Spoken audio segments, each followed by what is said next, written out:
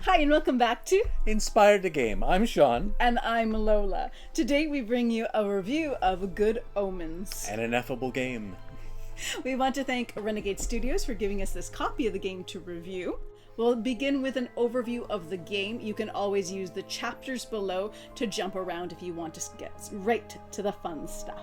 Game of Good Omens is actually a collection of 7 different dice and card games themed after the events and characters found at the end of Good Omens. The 7 games represent your battles with the 4 horsemen, fighting heaven, vanquishing hell, and preventing Armageddon. War is a take on the classic card game War, where players display the top card of their deck, and whoever has the highest card takes both. The first player to take all of their opponent's cards wins the game. This version of War has more complexity and also allows for multiple players to play against War herself. Against Pollution, players take turns discarding 1 card into Pollution's pool of cards and 1 in front of themselves. After each player has discarded 5 cards, you compare hands against Pollution. Each player takes turns creating the best 5-card hand using poker ranks from Pollution's pool of cards and comparing it to their own. If they win, both hands are discarded, and the next player creates a hand of 5 from Pollution's remaining cards and comparing their own to it. If everybody wins, then the battle is won. If anybody loses, then Pollution has won. When battling Famine, each player will place cards one at a time into what is a 5x4 grid. The object of the game is for the players to create each of 7 different poker hands. 4 of a kind, full house, flush, straight, 3 of a kind, 2 pair, and 1 pair. As they create each of these hands, either horizontally or vertically, it can be removed from the grid, thereby freeing up more space. If the grid is filled and they have not created all 7 of those hands, then Famine has won the battle. When facing death, players work with a secret hand of cards and try to come up with a minimum hand type that is different from all other players. Each turn they will roll 3 dice, adding 2 of them together to come up with a value of a card that they can reveal or discard from their hand. At the end of the battle, each player reveals the hand that they have created, and as long as everybody has a different type, they have won the battle. In the fight against Heaven, each player will receive a prophecy from the Nice and Accurate Prophecies of Agnes Nutter, detailing which type of hand they must create. Each turn they can choose to peek at or take the top card from the main deck and either add it to their hand or discard it. If at the end of the game each player has fulfilled the prophecy, then they have won the fight against Heaven. To vanquish Hell, each player must again create the hand type prophesied by the page they received from the Nice and Accurate Prophecies of Agnes Nutter.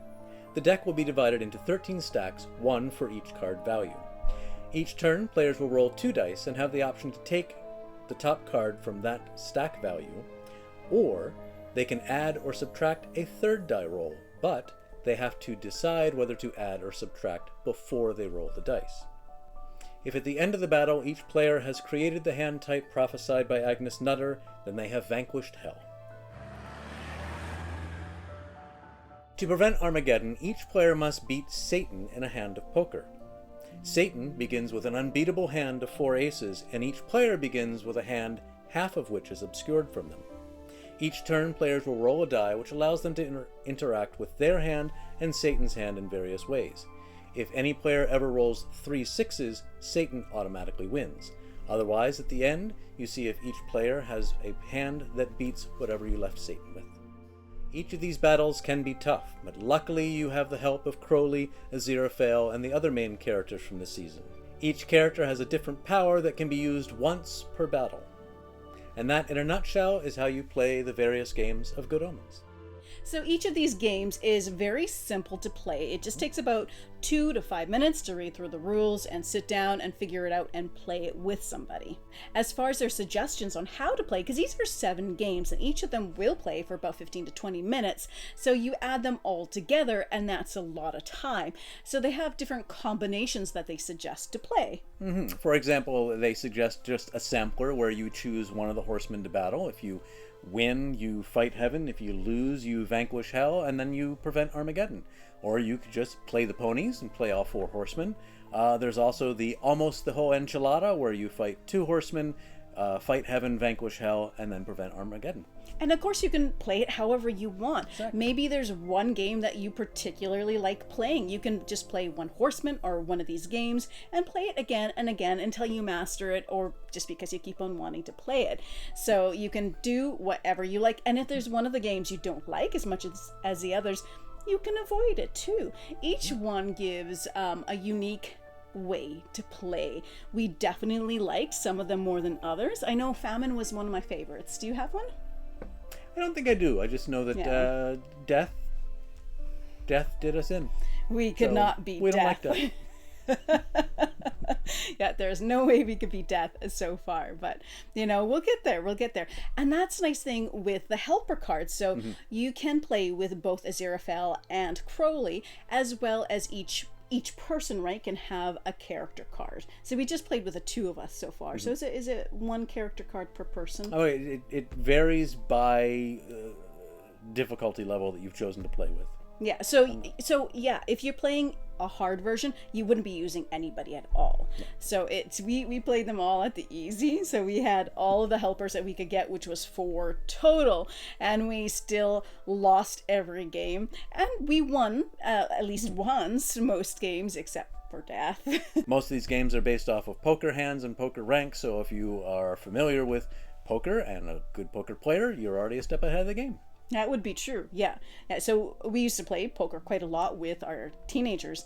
Not betting. we just we didn't say if it, we didn't take their money. Anyway. What I thought was really nice too is that each of the games was nicely thematic in a way that makes it fun. So especially whether you're playing death or famine or pollution or whichever, the game kind of has a nice thematic feel. So with famine, for instance, the grid that you're trying to fill up represents like all the mouths that you have to feed, and you're trying to complete the hands and clear them, feed them before there's too many of them to feed. With pollution, you're building her hand as well as your own, and it has that feeling of spreading pollution. So there's a nice theme element to the game that was actually a little bit surprising. It's a very simple game, and so all of these games are simple. They're all high luck based. I guess if you know the odds of poker hands a little bit more, you might have a little bit less luck involved, and that makes it for a fun, simple game to play with friends, with family. Can take it camping, traveling. I think it would be really great for that. And just to get back to themes for a second, so like I said, as said in the overview, the card hand, the hand type that you need, is presented as a prophecy from the Nice and Accurate Prophecies of Agnes Nutter. That ties right into that theme. The characters, then the powers that they have, are each tied into kind of their theme as well. So yeah, the theme is really well done throughout the entire collection of these games.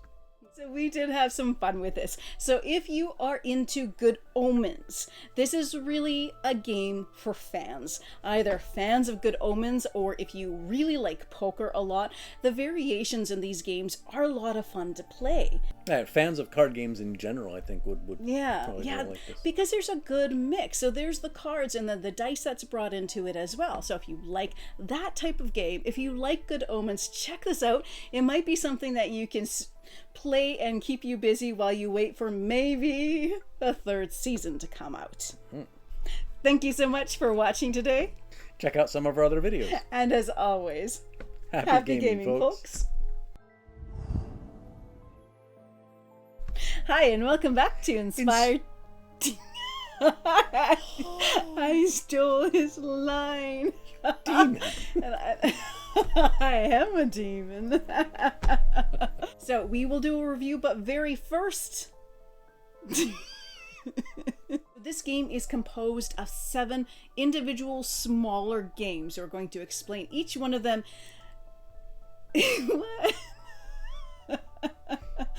Should I not say that? I don't know. Hi. It's like before we do, we're going to do an overview. And now I'm going to give you an overview of the overview. It just didn't flow after. It just didn't flow. Okay. That's okay. So I'm just going to say first off. I don't want to say first off. I'm just going to say war. Huh. Good God, y'all. What is it good for? Anyway. You're afraid of the bloopers. Fear the blooper. All right. War is a clake. Is a clake? Okay. What do we have to say? Stuff. And Stuff. things. Stuff and things. Hi. Hi. So whether you're playing war, pollution, famine, or the other guy. It's real wine, folks. I haven't touched it yet. Yeah. Yep. So if you like the theme, like if you are into, like if you are, Totally. totally. Good amount. A healthy dollop of fun. A dollop of fun.